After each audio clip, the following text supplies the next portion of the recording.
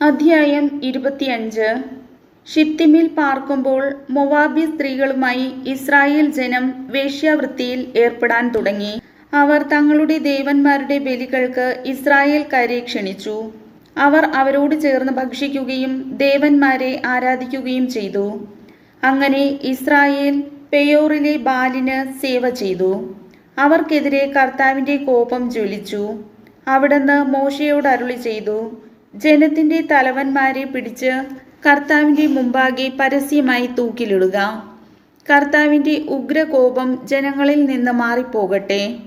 മോശ ഇസ്രായേലിലെ ന്യായാധിപന്മാരോട് പറഞ്ഞു, നിങ്ങൾ ഓരോരുത്തരും പെയോറിലെ ബാലിൻ്റെ അടിമകളായി തീർന്ന നിങ്ങളുടെ ആളുകളെ വധിക്കുക. മോശയും സമാഗമ കൂടാരവാതിൽക്കൽ വിലപിച്ചുകൊണ്ടു നിന്ന ഇസ്രായേൽ ജനം മുഴുവനും കാൺകെ ഒരു ഇസ്രായേൽക്കാരൻ തൻ്റെ വീട്ടിലേക്ക് ഒരു മിദിയാൻ സ്ത്രീയെ കൂട്ടിക്കൊണ്ടുവന്നു. പുരോഹിതനായ അഹ്റോന്റെ പുത്രനായ എലയാസറിന്റെ പുത്രൻ ഫിനെഹാസ് ഇത് കണ്ട് എഴുന്നേറ്റ് ഒരു കുന്തവും എടുത്തുകൊണ്ട് സമൂഹത്തിൽ നിന്ന് പുറത്തുപോയി.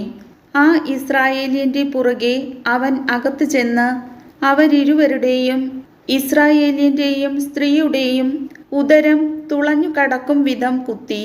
അങ്ങനെ ഇസ്രായേൽ ജനത്തെ ബാധിച്ച മഹാമാരി നിലച്ചു.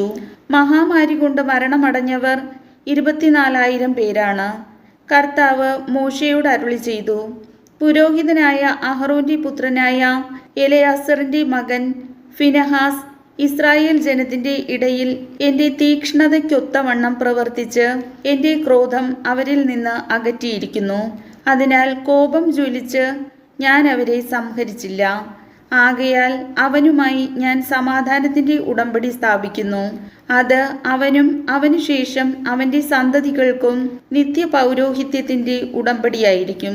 കാരണം അവൻ തൻ്റെ ദൈവത്തിനു വേണ്ടി തീക്ഷ്ണത കാണിക്കുകയും ഇസ്രായേൽ ജനത്തിനു വേണ്ടി പ്രായശ്ചിത്തം അനുഷ്ഠിക്കുകയും ചെയ്തു.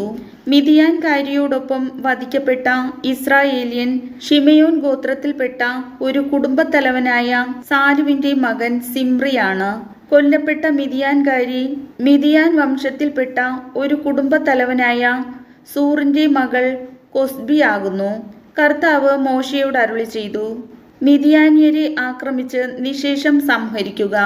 കാരണം പെയോറിൻ്റെ കാര്യത്തിലും പെയോർ നിമിത്തമുണ്ടായ മഹാമാരിയുടെ നാളിൽ വധിക്കപ്പെട്ട അവരുടെ സഹോദരിയും മിദിയാൻ പ്രമാണിയുടെ മകളുമായ കൊസ്ബിയുടെ കാര്യത്തിലും ചെയ്ത ചതിപ്രയോഗങ്ങളാൽ മിദിയാൻകാർ നിങ്ങളെ വളരെയധികം ക്ലേശിപ്പിച്ചു. കർത്താവിൻ്റെ വചനം.